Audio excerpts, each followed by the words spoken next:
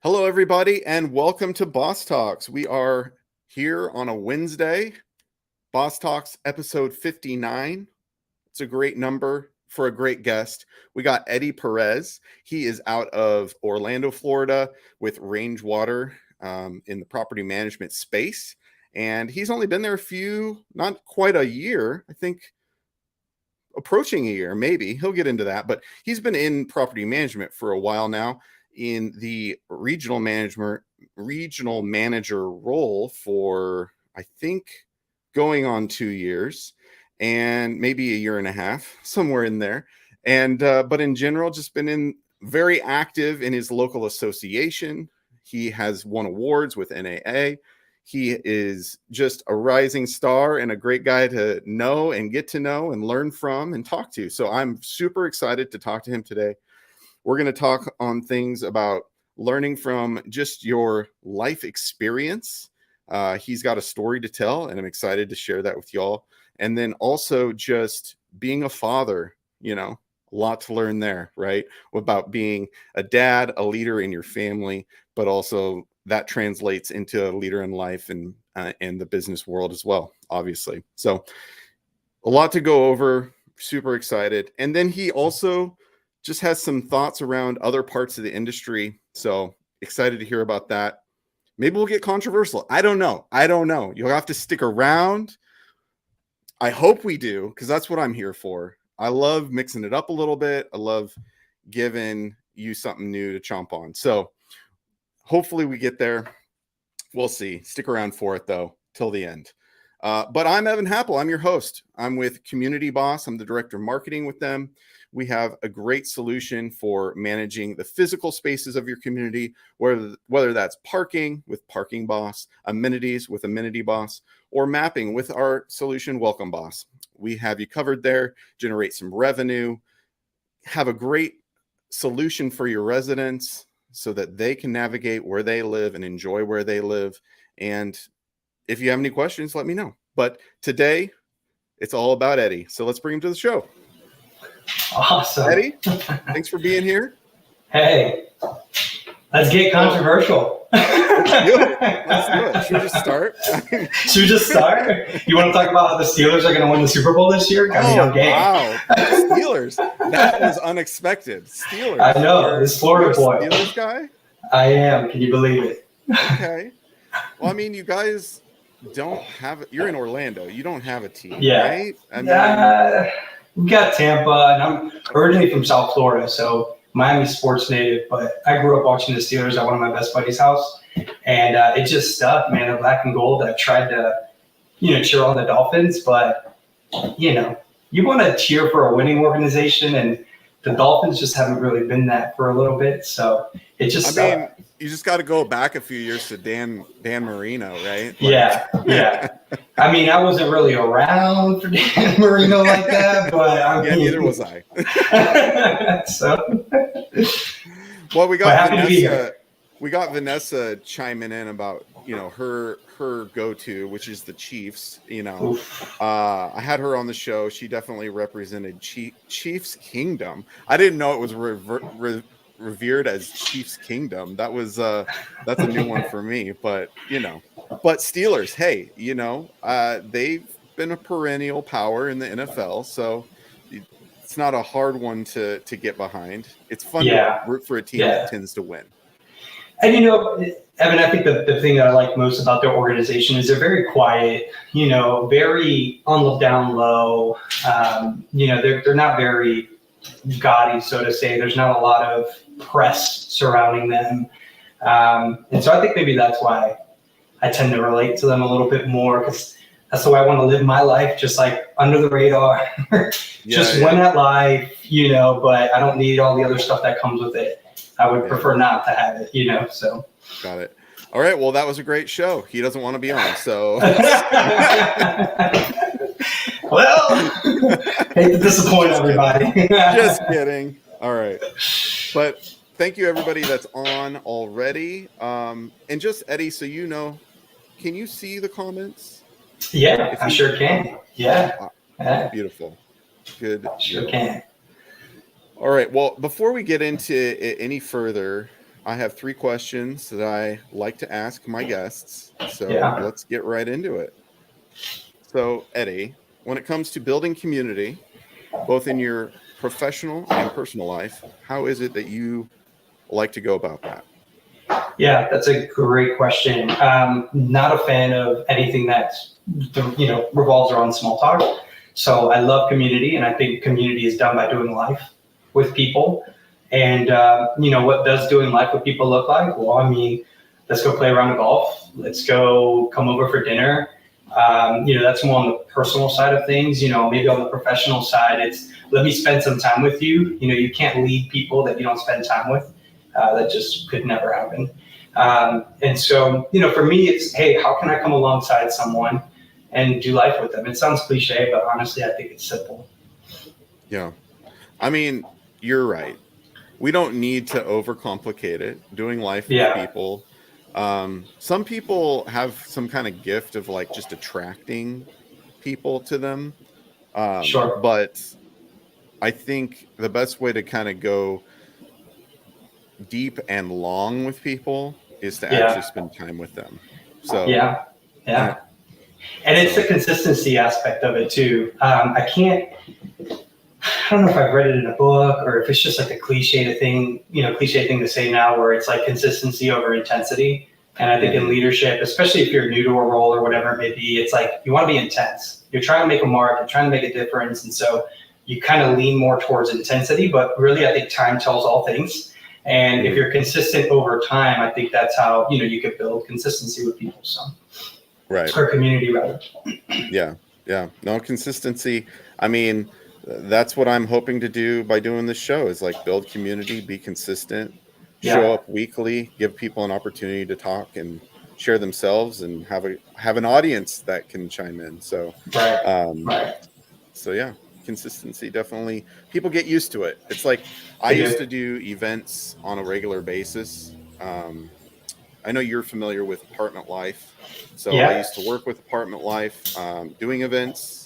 I did them on site. That's how I got introduced to the apartment industry.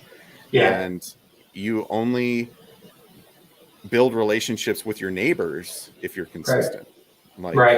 Unless you like run into each other on a regular basis, you don't get to know one another. So I'm in agreement. Good question. Yeah. All right. Second question, similar but different. Along the lines of building community, being hospitable, having people over for dinner is a big way to do that. Sharing a meal, breaking bread. How or what, I should say, would you make for somebody to do that, to show hospitality? It's a great question. Because there's like a million things going through my mind, right? It's the Latino in me. Like, it's like, how can I make this convoluted plate of a bunch of different things that are very flavorful and just serve it to you because, I just want to bring all of me to you, right? But I think whenever I invite anyone over or anything for that matter, I want to make them a cup of coffee. One, it's deeply embedded in my culture, where I'm from, who I am. And then two, I think it's pretty neat that something so bitter can be so sweet at the same time. And I don't know, maybe it's just a depiction of my life personally, all the bitter things that I've had to experience, but just how sweet life has become in the midst of that bitterness. And so for me, I try to spend time with people. Obviously, you've got like different, groups of friends, right? You've got friends that are good time. You've got friends that add value to your life and inspire you. So you want to lean on those people in seasons where, but then you've got people who, I like to spend time with who need help in life, who feel like they're broken or they're lost in life and they don't know what direction to head in or, whatever it may be. And so inviting those kind of people over and giving them a cup of coffee, just reminding them, I know it's bitter, but there's some sweetness to this too, if you allow it. So coffee's probably my choice, a café con leche, better yet said. So what is that? So what does that stand for? Café con leche, it's coffee and milk. So it's espresso, but it's a latte. But I like to make it with condensed milk instead of regular sugar. It's just something else that I've done too is instead of regular milk, I'll do evaporated milk. So it gives it hint of like a salty taste, but it's still sweet. One day I'll fly to Washington and make you a cup. So nice. Okay, let's do it. Well, you kind of like killed two birds with one stone, because the last question is, what's your favorite coffee drink? Yeah, so I used to work for Starbucks, so I have the privilege of like, experimenting, but I'm super basic. So it's just a grande iced vanilla latte, 5 pumps of vanilla, 1 pump of hazelnut, whipped cream, and caramel drizzle. So it's diabetes in a cup, but I love it, and maybe one day it'll catch up. So diabetes in a cup. I mean, eventually maybe you'll just shift over to the sugar-free or something, or like maybe, maybe. Yeah, maybe. Yeah. So did you come upon that drink like through trial and error, testing a lot of different stuff? Yeah, I mean, again, I'm super basic. So for me, anything with vanilla in it is sufficient. And if it's sweet, we're good, But it's odd because I don't like, I'm not very excited about like pastries or anything along those lines. But coffee sweet, we're good there. Nice.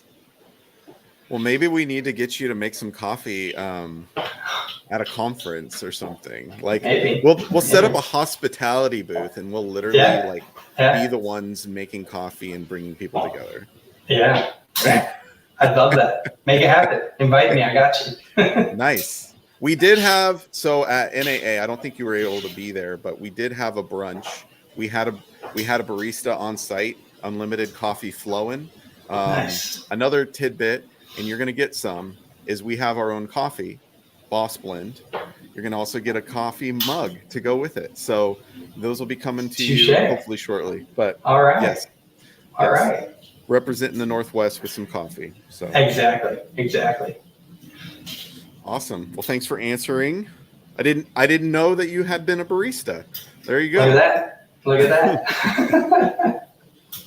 I've always said if my career fails in property management, I'll go back to working at Starbucks. I mean, I don't know what type of lifestyle I could live off of, that salary, but I did it back then, right? You could be a manager, district manager, Yeah. But then you're not making coffee anymore. So right. Defeats the purpose. Yeah. You just need to open your own business. Then you're good to go. Yes. Well, cool. All right. Well, you kind of alluded to some things with your comment about coffee and the bitterness and sweetness that it represents when it comes to life. Mm-hmm. You mentioned in your bio just some hard things that were gone through probably early on in your life that's shaped who you are. So absolutely. What is that? And maybe there are things that people don't know about you. Yeah. So, I guess some backstory. I wasn't born in this country. I was born in Cuba. My father actually in 92, he made his way here on a raft, a literal raft. Then from there, he, on 2 attempts, tried to take us from Cuba to the United States. The first attempt, he paid someone $7,000 to basically smuggle us out. The person never picked us up. He just took the money and ran. My father was working on roads. This was just right after Hurricane Andrew. And finally, my dad was like, you know what? I'm just going to do it myself. So him and a couple of his buddies pitched in. They got what we would call a lancha, which is basically a small boat. And that's fast on the water, obviously. And in the middle of the night, 2 days after I had turned 2 years old, he picked my mother up, me and my older sister and a couple of others. And the rest was history. So came here in 95, was obviously fleeing the Cuban regime. Haven't been back to Cuba since I was 10 years old. Funny story, well, not funny, but quick story. The last time I went to Cuba, I was 10 years old. We, debarked a plane. And when we're there, on the tarmac, getting processed to go and visit Cuba, one of the government officials came up to myself and my dad and was like, your son can't come in. You guys are more than welcome to, but he can't come in. And literally my dad had to fly back with me back to the United States, and my mother and my sister at that time stayed in Cuba and visited and did what they did. But Cuban, government officials can do that. They don't recognize dual nationality. So when I go and visit Cuba, which is some of my reservations, I have to fly as a Cuban citizen, not an American citizen. And there's some travel warnings out there that, hey, the Cuban government might say, nope, you're not going anywhere. And, you know, I don't know that I'd be very successful there. So haven't been there since 10 years old, but super long story short, at the age of 12, my father was incarcerated. He did about almost 11 years in prison. He got out of prison when I was 23 years old, 24 years old. So, you know, that stretch of 10, 11 years had a lot of different experiences that I think could have shaped me to be someone else. But through some intense intervention, through some people who believed in me, who did life with me, who were very hospitable and took me in as their own son, you know, life just completely switched for me. And so here we are, you know, 30 years old now and got 3 kids. And, you know, I've had some challenges there too with one of my daughters being, you know, special needs and, you know, experiencing that. And so a lot to unpack, but, you know, all in all, yes, it's those challenging moments, the painful moments in life that have really driven purpose in my life. And I think it's so easy to get caught up in the trauma and the challenges of those things. But I really believe that on the other side, there's purpose if you allow it. If you don't, you know, then unfortunately you just, you know, go by the wayside. But yeah. Yeah.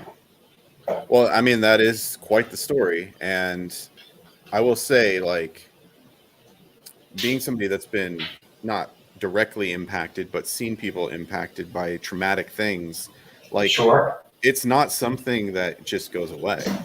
And No. so I know it's probably something that you personally have to, like, work through all the time. Yeah. Oh yeah. And you know, it's I think people think like, oh, you know, after a certain amount of time you get over things, right? Right. But even, and sometimes I have to check myself, right? Like, I'm a huge believer in, like, you know, the chip on your shoulder, proving people wrong. Like, I get that thought process. I sometimes deploy it too, but for me, like, it's shifted because that's exhausting. And for me, it shifted more to, I don't have a chip on my shoulder. If anything, I'm just trying to prove the people who've helped me get this far, I'm trying to prove their decisions right. Not prove the naysayers wrong. You know, I dropped out of high school. I don't think I mentioned that. You know, again, I ended up getting my high school diploma at 19 years old. Ended up going to college, but it really wasn't, you know, went to go study something that had nothing to do with what I do now. And so, you know, thank you, Uncle Sam, still paying off that college debt, but whatever. But, you know, it's those things in life, man, that really either make you or they break you. And, you know, for a moment in a season of life, it was breaking me. Like, I'm not going to lie. You know, I felt like I was going to be another statistic. I was getting in a lot of trouble. There was just, you know, just a lot of intervention, you know, in my mid-teenage years, 16, 17, that had to take place. And so it wasn't this polished, you know, I can tell you that. So yeah. And then there's that part, and then you become a husband and father. Yes. When you had an interesting, probably, relationship with your own. Yeah. So for me, my dad's my hero, and he still is. He took me out of a country that I had nothing going for myself there.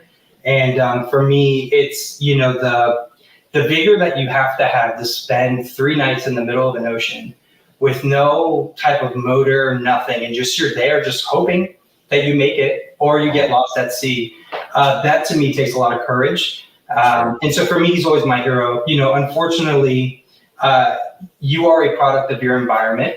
And, you know, he was around some people and unfortunately, you know, to this day, you know, whether innocent or guilty, not to get into that piece of the story, but, you know, I think the environment that he was in caused some poor decisions that led to an unfortunate incarceration. And as a matter of fact, you brought about the fatherhood, and I have it next to me on my desk. It's a letter from my dad while he was in prison. And it's the only letter that I have next to me on my desk while I'm at work.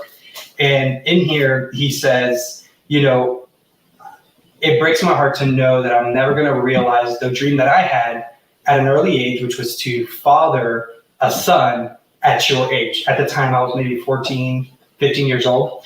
And so for me, I look at my kids and I'm like, you know, unless God takes me out, like, dad's going to be around. Like, dad's not going anywhere.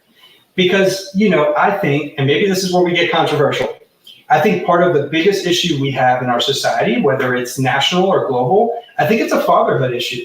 I think dads not being present causes such a strife and a challenge in our local societies, and it frustrates me, And for me, it's like, well, you know what? Let me be the dad for everyone who hasn't had a dad or a big brother, because I see how having a present father makes a world of a difference in people's lives. And even the moms who step up to the plate and act as fathers too. That was my mom. She was a quote unquote single mother for those 10, 11 years. But had it not been for her fulfilling the role of both mother and father, life could have been completely different for me. So yeah, but that's hard. Like for the moms out there that are filling both roles. I mean, like, absolutely. What I mean? That's not hard. Absolutely. I mean, that is hard. And Vanessa Grayson, Yeah. friend of yours, Oh, yeah. she's watching, been on the show. Oh, yeah. That's been her life, right? Like, she's walking that road, and she would definitely say it's hard, and she's got to make sacrifices and decisions. Yeah. So it is harder, right? Not to say it's not doable, but it's like, yeah. But for the single moms that are listening, don't ever stop or quit on it. I mean, if it wasn't for my mother, I would not, being 14 years old, getting into fights behind movie theaters and getting, put behind, a cop car, and first person to show up on the scene is my mother and saying, that's not who you are, but it's just like, but this is the product of my environment. This is the way that I'm being raised. This is what's around me.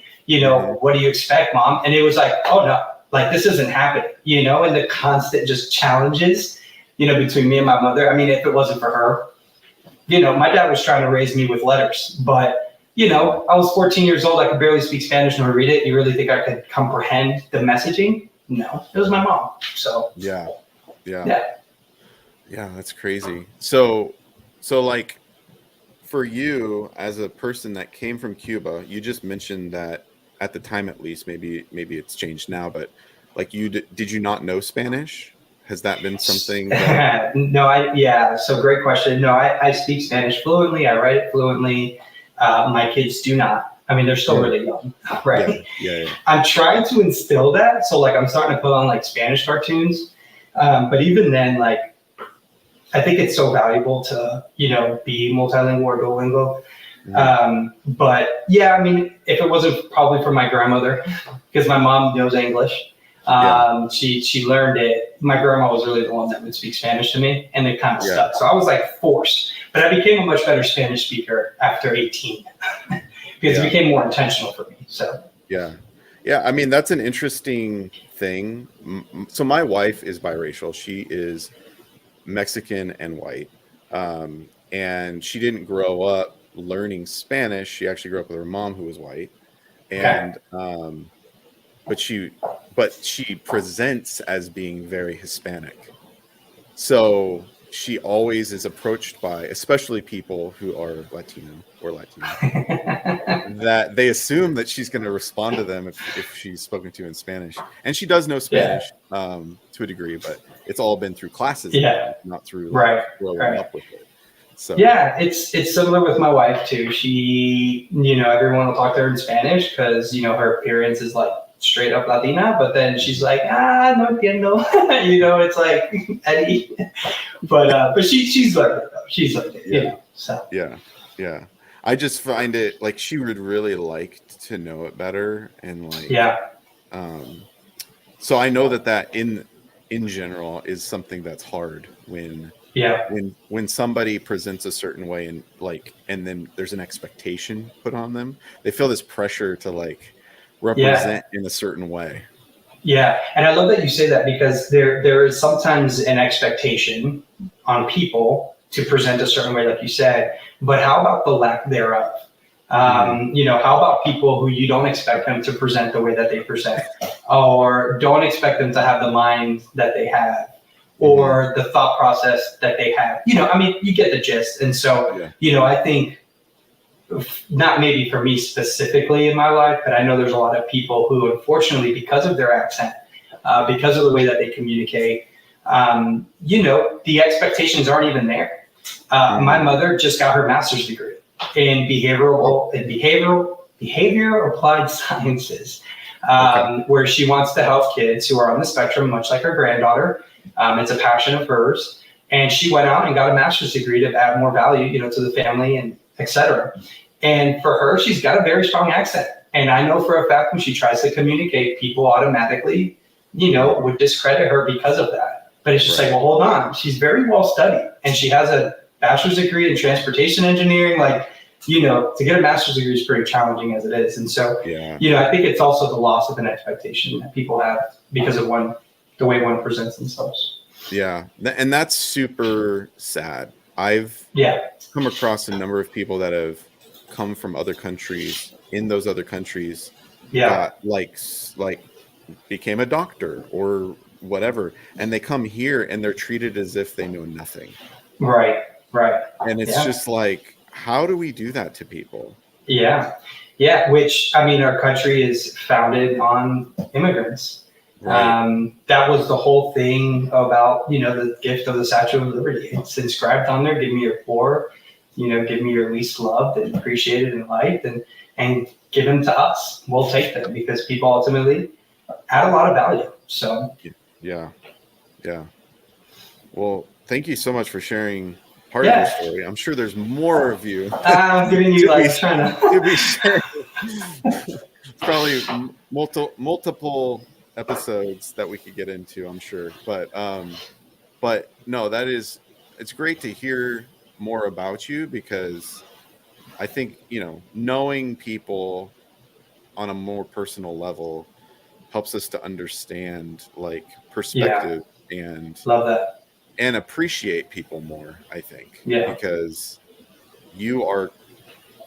people are complicated and complex, right? Like we aren't, we try not to be, as if that's possible, but there's a lot more. we're, most people believe that, we're made up of 3 different parts, your mind, soul, or mind, soul, spirit, or mind, soul, body. There's a really good book, and it's not religious based at all, and it's called The Untethered Soul, and it talks a lot about the complexities of human and how your body is super habitual and your mind is not, and just how, we become creatures of habits, and we're just not, everything is as it seems, on the outside and on the inside for us as humans. And so really good point that you bring up there. No, it's mind, body, spirit. Yes. And what's interesting too is like your body is in the state of probably connected to your mind, but sure, like trying to survive, right? Oh yeah. So when you go through trauma and then you experience something that's similar, your body thinks. Yeah. You have reactions and you have like no control over it. It's like just your body saying, we're going to survive this. Right. Fight or flight. Yeah. So, there's literally certain things that people, they're not trying to react, or they're not trying to. It just happens. Exactly. So, yeah. Well, thank you for sharing all that. Now, when it comes to who you are, obviously the things that you've gone through, your time as a father so far, have shaped you. But the next thing that has shaped you is discovering golf.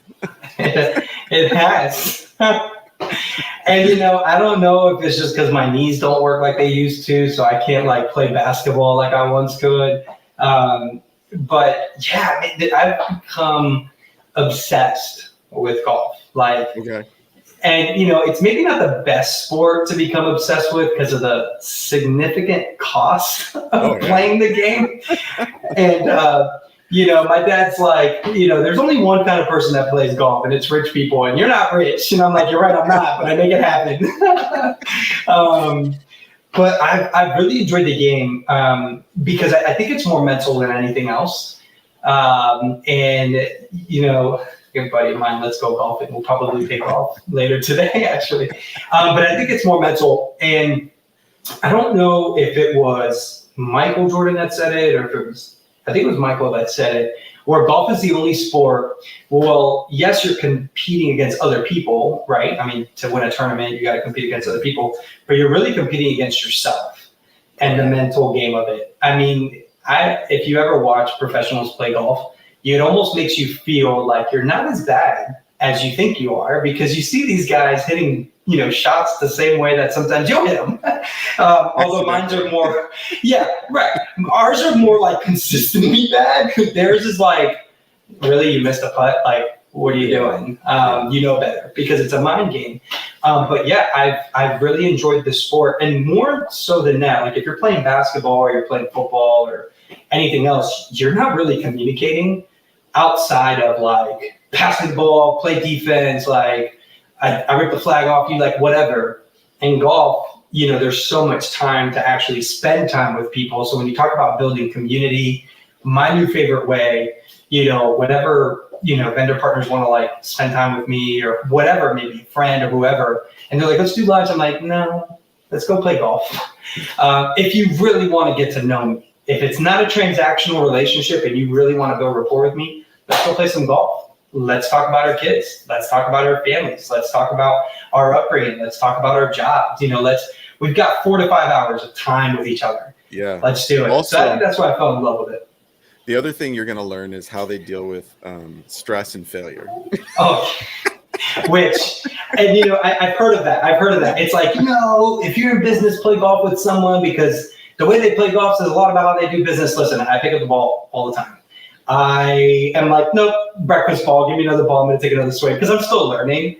But at some point, I'm going to take the game more serious. But it is true. You see, I play with some people sometimes, and I'm like, why are you so mad? Like, we're hanging out, like, we're drinking, some seltzers, it's really fun out here, like, it's a good time. Like, you're not working, it's not, you're literally on a golf course. There's no reason to be mad. So, yeah. Do you play golf or? I've played. Okay. Golf. I wouldn't say I played it. Got it. I mean, I'm in that space of like, if I were to go, it'd be super frustrating because I just don't know what I'm doing. Yeah. And I would literally just try to hit the ball as hard as I can and then miss. Hit the top of it and have it bounce 5 feet. All the, I know this because I've done this. Yeah. That's funny. But, I mean, I have $100 to Topgolf in my pocket that I've had for like almost a year now. So, wow. Well, send it to your boy, Eddy. I got you. Well, I need to go do it. It would be fun. I could go do it with other people. I just need people that aren't going to make fun of me, but that's not going to happen. Right. So, right. That's funny. That's bound to happen. So I guess I just need to suck it up. I mean, I've already endured doing other things that require getting over being a failure at it, like doing a show. Which this isn't easy. Not knowing what you're doing and expecting failure. Like that's exactly how I went into this. So you don't get disappointed if you have the right expectations. Disappointment is a missed expectation. That's typically what drives it. And so if you go into something like, well, can't be disappointed if I know I'm going to fail. Exactly. I'm going to crash and burn. So but you're killing it. And because you're killing it, you'll never know the feeling. So here we are. I felt some stress here and there, but other than that, like, I almost threw in the towel early on. I was like, this is tough. But Evan, I feel like if you don't feel that at any point in time in anything that you're doing, then whatever it is that you're doing isn't big enough. Like it doesn't really make a difference. It's not something that's challenging you. It's not something that's testing your capacity. So I do it anyways. I was talking with a really good friend of mine because I recently, and just to catch you up to speed, I started with a new employer, Rangewater. And it's been about a month and some change now. And I was talking with my friend. I'm like, dude, way in over my head. Like that's every time I get a new job. And he's like, but Eddy, I feel like if you're not way in over your head on anything you do, you get bored and you get complacent. And like, for me personally as a human, I'm the type, I'm not the annoying that's like, ooh, pick me, I'll volunteer. But I'm the type that I'm like, no, I want more.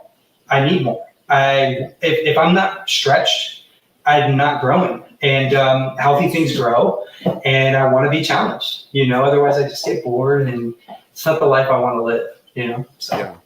No, I concur. I've never stayed in the same job or type of job for super long. I've literally put myself through, like, changing your job is like one of those things that is like super stressful, right?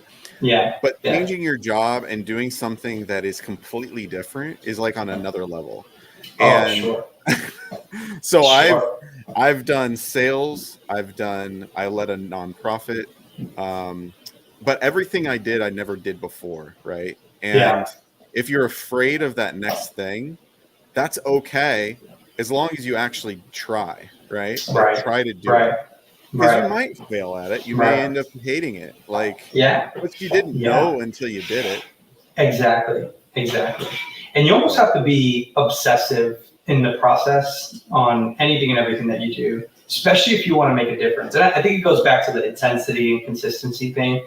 I think there are seasons where it requires a lot of intensity, like you just started a job, and so you need to get caught up, and you need to be intense, and you need to, be about your business. And then, over time, the intensity wears off a little bit, and you get into your groove, into your rhythm, and now it's just consistency.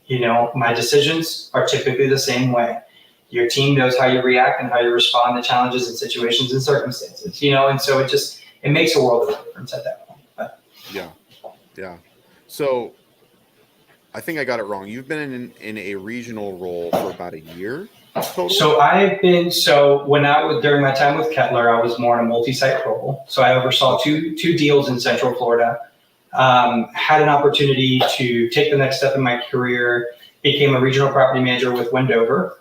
I was with Wendover for a year, loved it. When we talk about being way over our heads, I remember having a call with who was, then my boss, and who's a mentor, really good friend of mine, probably one of the leaders I would love to emulate, because his name's Ricardo. He's all about, business, but also loving and caring for his people. As a matter of fact, I'll never forget this. It was my first week, and I'm in an office, doing some training or whatever, and he shows up with a cup of café con leche that he made himself and gave it to me. For me, I was like, oh yeah, this is the kind of leadership that I can come under, because it's a leadership that serves others, and that's my favorite kind of leader. And so anyway, I say all that to say it was mostly tax credit. I have never done tax credit in my life, ever. And, you hear all of the misconceived notions of what tax credit is. And I would say 90% of them are not true. But 10% of them are. It's a lot of paperwork, and it's a lot of follow-up, and it's a lot of, diligence and intentionality. You're operating assets with a very limited room for error when it comes to your financial performance. And so I did that for a year. I learned it. I got it under my belt. And then through that process, another opportunity came that made sense for my family and I received, my previous leadership's blessing, Ricardo, and he's like, you know what, Eddie, this is great for your career. Go for it.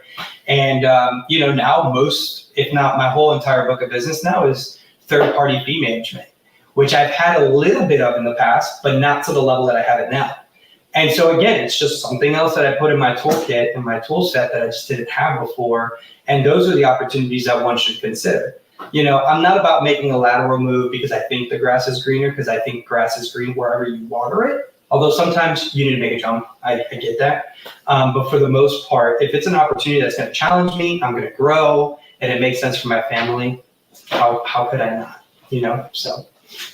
So now that you've kind of gotten an exposure, have you gotten exposure to everything, or is there a few you haven't done? Students? The only thing, so I've done student, I've done senior. That was all in my last venture. I've done lease ups. I've done, I dabbled into some, I did a very short stint with a developer. It was really cool, exposure and opportunity for me. But did a little bit of underwriting there, so that was fun. Never got to do that. Dabbled a little bit on the asset management side. Honestly, it's something that I enjoy. I love numbers. I love budgets. I love seeing what the parameters are and how I can make it happen. There's so many different facets in this industry. So the only thing I probably haven't really had exposure in is veteran housing, military-based housing. Yeah, not veteran, military-based housing. Never done that. But I know that's like its own world too. So, and your total span in the industry has been how long now? Since 11 years. Okay. 11, 12 years. So you've covered quite a bit of ground. That's really great. Yeah. That means you can speak intelligently to all the different spots. Because I will say this, like being somebody that's never worked on the property management side, I've always been a supplier, a vendor. Sure. I've gained exposure, but obviously never done the work. Right. I've learned a lot about student, conventional, a little bit about, affordable and things like that. But I've never done the job. And like as an outsider looking at that side of the business, you always are just like, what exactly is the intricacy and difference between them? Yeah.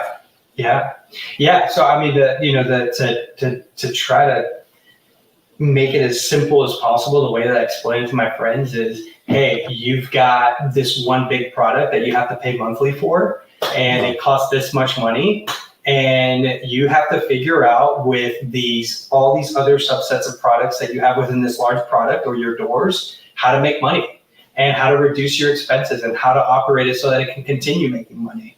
We're in business to be profitable. We're not a charity. And so with that, obviously, you're going to need staffing. Well, how much do you pay your staffing?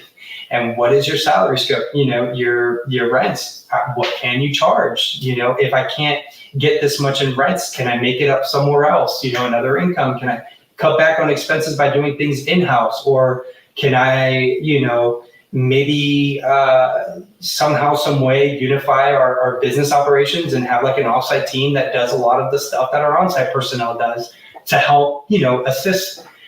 There's so many different strategies out there and so many different ways to operate the business that honestly, I fell in love with it. I fell in love with it because your decisions, especially when you're on set as a property manager or as you grow or whatever position you're in, even as leasing consultants and groundskeepers, like your decisions impact the value of an asset.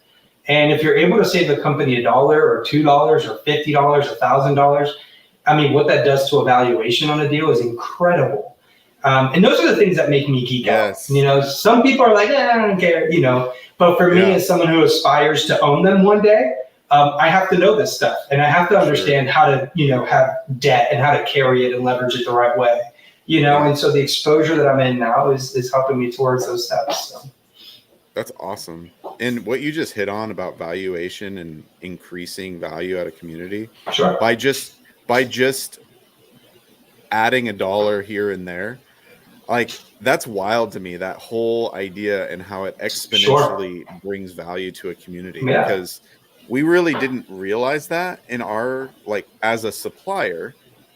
We actually talked to Victoria Court, and she's got a great training she puts through different affiliates and things to help everybody learn that language and how to calculate that kind of stuff. And like we've discovered that our product actually brings a lot of value, and we're like, oh, okay. Right. And absolutely. And asset managers love it. So like if anyone's watching and you're entry level or you're trying to grow and hit the next stage in your career, whatever it may be, the best question you can always ask, especially if you're ever in the room with like a ownership group or an asset manager, is, hey, what's your exit strategy?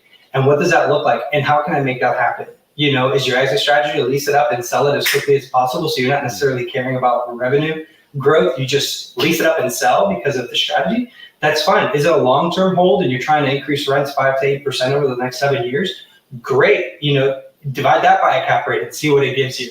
That's how much more value you can add, to a deal. And so I love those things. Obviously, I just started with a new employer, and I won't say who, but one of the clients I was meeting with, first thing I asked her was, hey, what's your exit strategy here? Is this thing going to go on the market anytime soon? When you bought it, what did you buy it for? What were the market rents when you underwrote it? And I start figuring out the cap rate, and I start saying, well, wait a minute, if I do all these different things, in 5 years, this person could potentially sell this deal at a whatever cap rate we think it could sell at, and wow, look at what the valuation just did because of our decisions. And when you get your leasing consultants to buy in on that, then they'll start pushing rents. Then they'll say, hey, why don't you take this 11-month term? We could charge a little bit more on it, right? And it's a shorter term, you're not locked into, whatever. There's other ways that you could do it. And so when you train your team, your groundskeepers who are like, you know what, I'll pressure wash pipe. We don't have to pay it out, because they get the impact to NOI that those things do.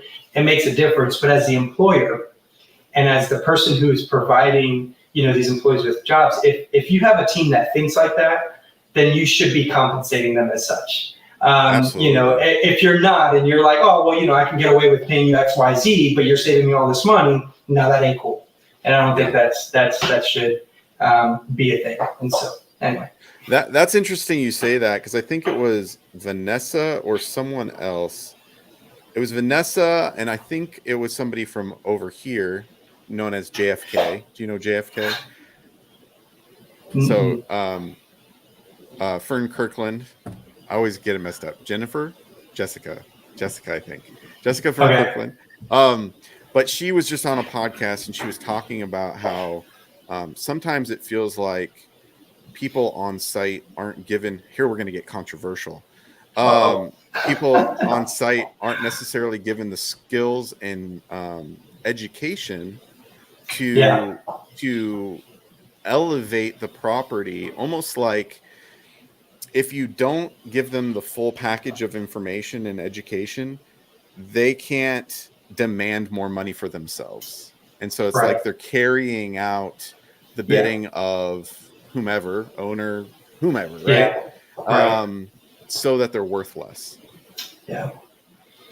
And you also have to be cautious. And again, not to get controversial here, but at least here we are. Your disclaimer, the opinions expressed are not of, whatever. They're just me. They're mine. Touche. Just me. No, but, I also think you get what you pay for. Yeah. And, unfortunately, I think people are keen on taking advantage of people's needs, and they get away with things that they shouldn't be getting away with. And thankfully, I work for an employer that believes in their people, supports their people, provides for their people. It's competitive. I wouldn't be working for them, if I didn't. Shameless plug, but there are some organizations out there who, expect managers to be accountants, marketing geniuses and gurus and financial analysts, but then you're paying them how much? That just, doesn't work like that. And so anyway. No, yeah, I think it's important to pay people appropriately. Oh, absolutely. Absolutely. Yeah. And it's just gotten crazy. We were talking before the show about how expensive there's rent that's gotten expensive, but there's also just owning a house that's gotten expensive. And people to be able to live, like, we have not increased what we pay people to the extent of covering this like excessive expensive housing.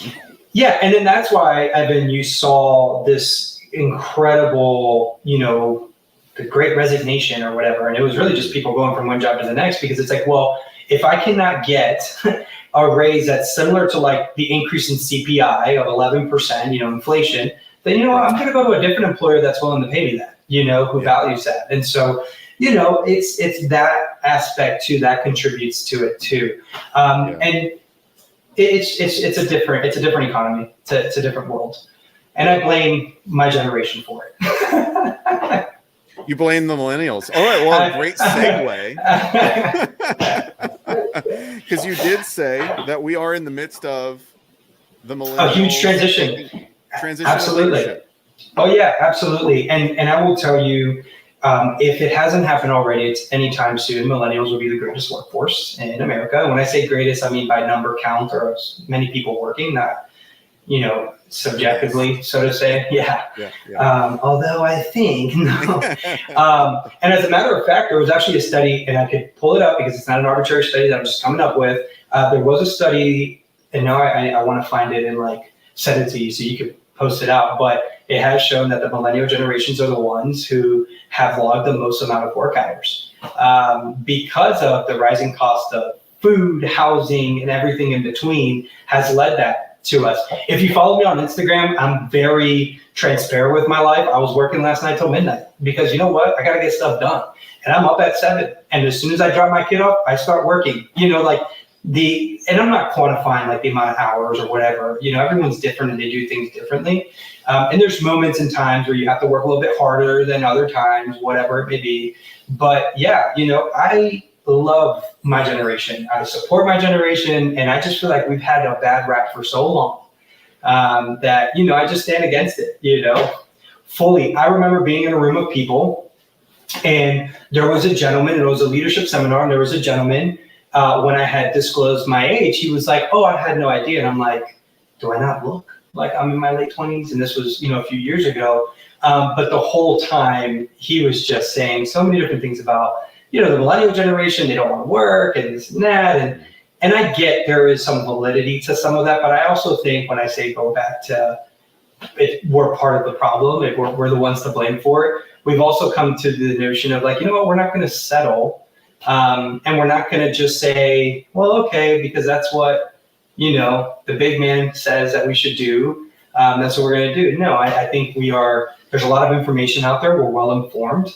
There's a lot of technology that provides that information for us. And so, you know, when we make decisions, they come with a little bit more information.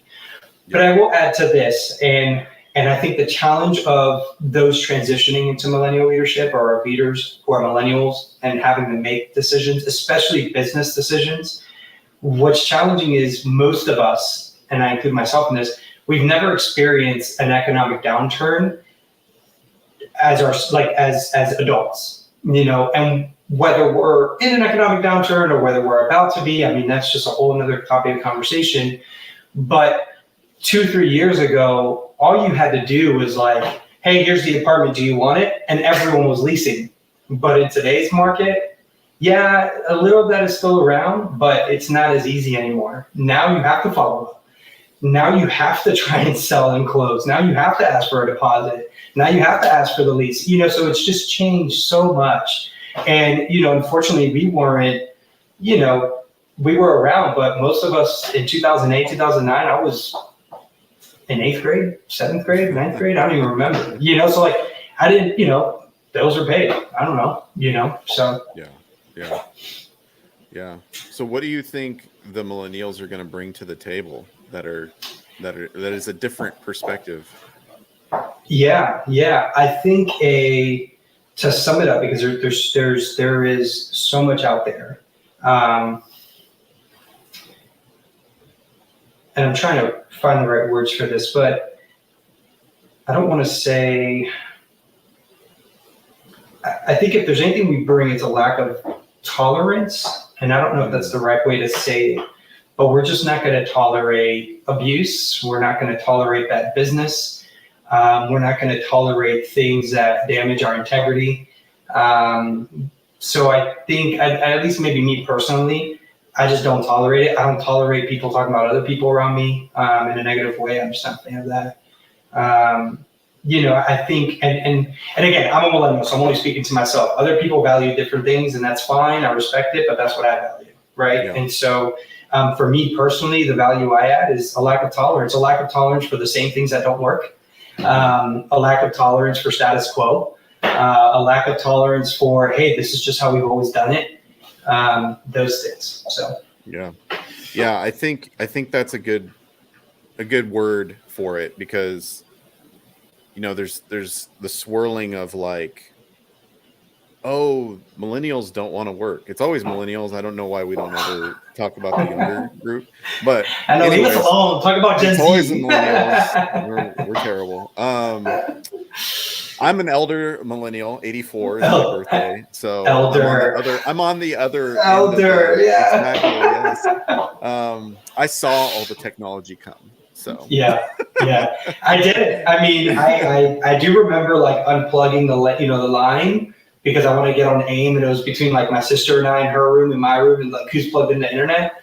I do remember that. I did have a CD player. Discman or, Sony, whatever they were called back then. Those were awesome. I'm a little cultured, it's not that bad.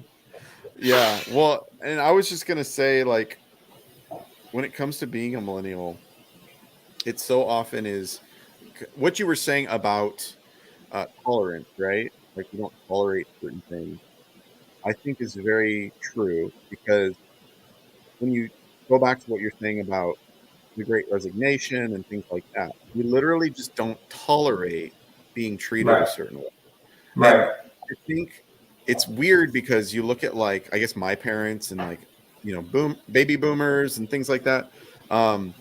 They like have such a loyalty to, or have historically a loyalty to the place they worked. That they were like willing to just like almost be abused by their employer.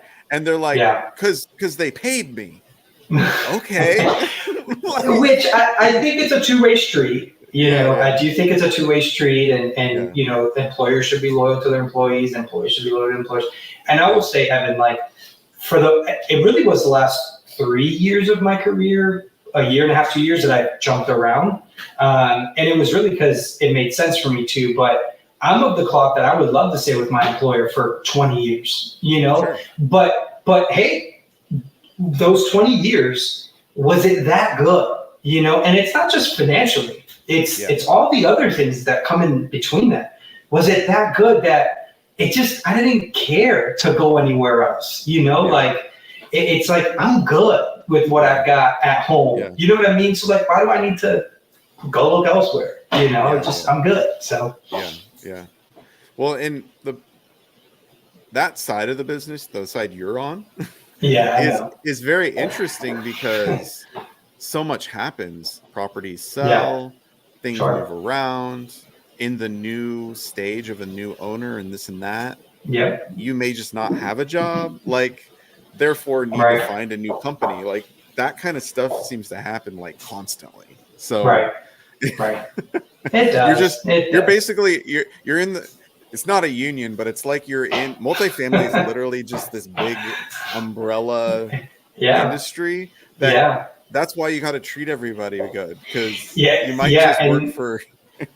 Exactly. I'll never forget, I was asked when I was interviewing for my role on the apartment association side, they had asked me, they're like, you've got these accolades, you're doing all these things. How does that make you feel?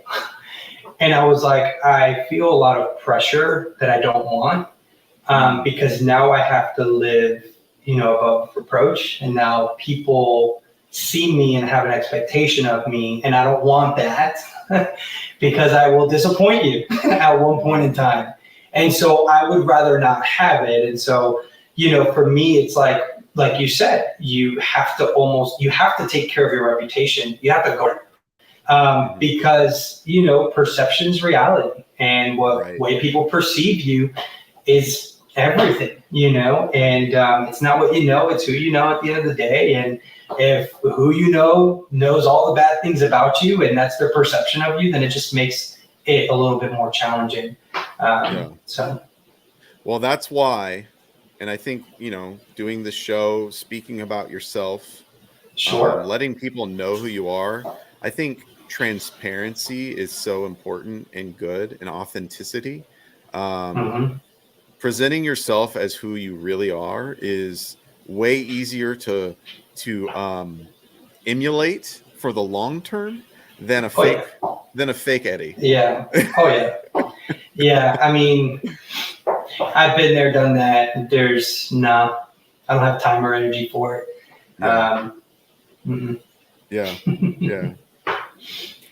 Vanessa says you're not allowed to make mistakes. No, I'm just kidding. That's not what I'm saying. I've made plenty throughout my career, my personal life. I mean, that's just, but it's how you respond to them that makes a difference. And so, don't judge me by my accolades or all the good things that I've done. But if you're going to judge me based on the things I've overcome and the failures that I've been able, to turn around for the better. So.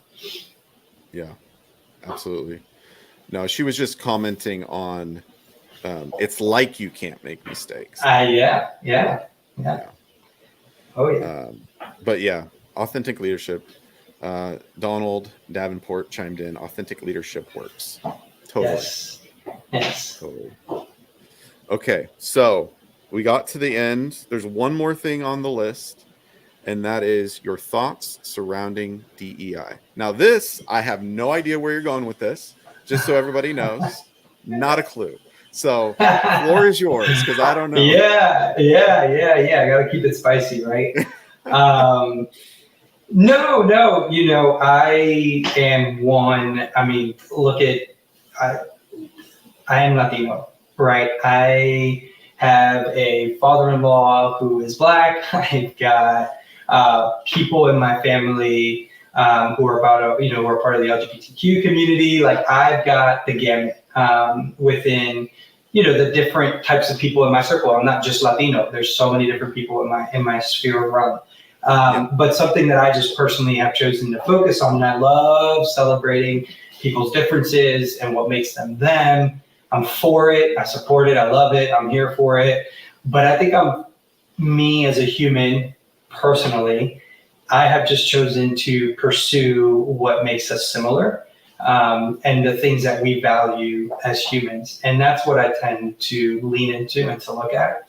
And again, this all goes back to my story. My father was tried in Tyler, Texas. It was a very small town. I was there for his entire trial. His trial was almost 2 weeks long. And I can tell you there was not really anyone that looked like me on, the jury. And I could tell you that I am almost 99% positive that because my dad was a Spanish man or a Latino man in Texas being tried for a federal case that had to do with narcotics and with drugs and so on and so forth, it just shined a more negative light on him because of that. And so he was automatically at a disadvantage. And so I understand that my differences, what makes me unique, will sometimes put me at a disadvantage at a table. I get that. Latinos are always late, but not this one. I show up on time and sometimes I'm early.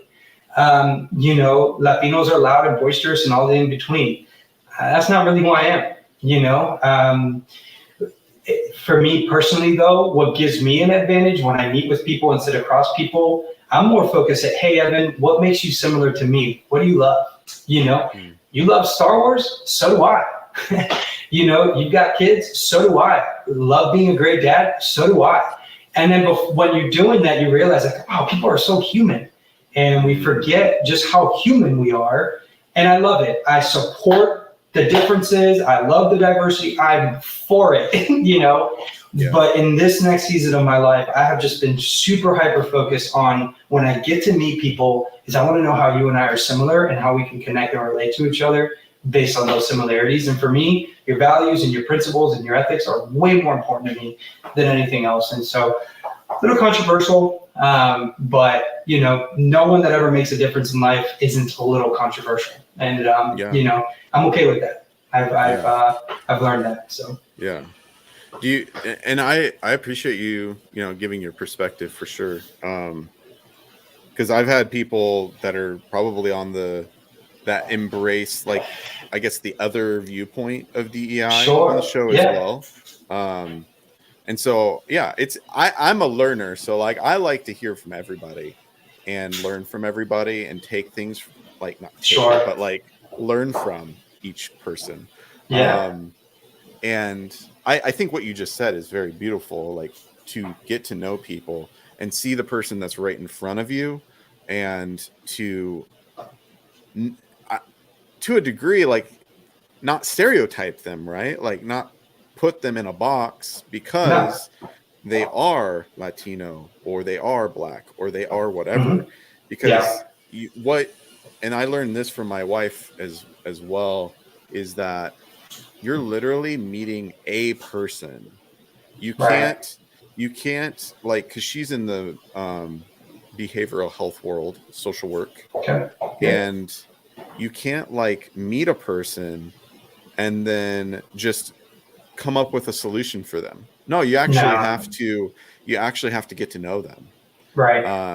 And you can't just say, oh, they're this type of person, so they're going to like these types of things. Yeah. Like that is very true. That is Yeah. very true. Nope. But, Absolutely. Absolutely. So how do you feel around this topic? How do you feel about like the aspect of DEI when it comes to helping people have representation in the sense of seeing themselves in places of leadership and like celebrating that aspect so that they have somebody to look up towards? Yeah. Yeah. So I will tell you this. I personally do not want to be, fill in this blank, this blanks, token Latino, whatever. I am Eddy Perez. What makes me who I am is my love for my family, my love for God, my love for my kids. That's what makes me. I mean, my culture, my upbringing, my background, all that's a part of me. It influences me, but that's not who I am. And, for me, I have to measure my words here. I have been, I used to look at, okay, is there any Spanish people on the executive board, of that company? And I used to feel some kind of way, and I'll be transparent. Sometimes I do. I mean, I look at conferences and I'm like, yo, like everyone looks the same, like that's regardless. Everyone's Spanish, everyone's white, everyone's black. Like that doesn't, for me, it's looking at things objectively. But for me, I've made a commitment that, what I lack or what makes me different is not going to be my crutch. And if there's a lack of representation of a guy that's got darker hair and a beard and is Latino, then I'll be the representation and I'll be on the executive board. I'll be the CEO or the COO. I'll own my own buildings, whatever that looks like, in the future, that's fine. But for me, I've just taken on more of that than the opposite, of like, well, I don't want to be a part of something that there is no representation. Well, the world is waiting for you to be the representation, and don't, pigeonhole yourself to this one thing. I don't want to be invited to panels and talk about DEI all day. I want to talk about asset valuations. I want to talk about operations. I want to talk about leveraging technology. I want to talk about, the economy. Like I have value to give there too, other than like, Spanish, So. No, that's good. I think that's a good point. Like if all we see the value in somebody that's a minority or a person of color is, oh, they can give their perspective. As a you missed the point. You missed the point. What about the other value they bring? Right. Yeah.